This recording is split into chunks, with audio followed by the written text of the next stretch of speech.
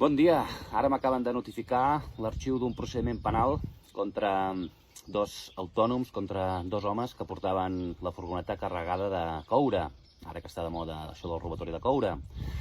Aquests homes els vaig assistir el dia 9 de febrer, veureu el vídeo al meu diari d'advocat del 9 de febrer, en què ja preveia que els deixarien en llibertat l'endemà i que arxivarien el procediment en poc temps. Efectivament, així ha estat. Doncs no hi havia absolutament res contra ells. Eren dos senyors, dos autònoms, dos homes, que portaven a dins la furgoneta cables de coure. A partir d'aquí, on està el delicte? La policia va fer la derivada, que això era robat i que vés a saber què, i els van garjolar una nit i no els van deixar anar fins l'endemà.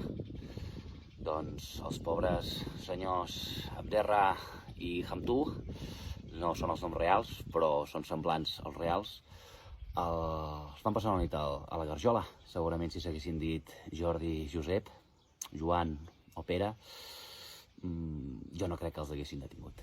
En fi, polèmica. Salut.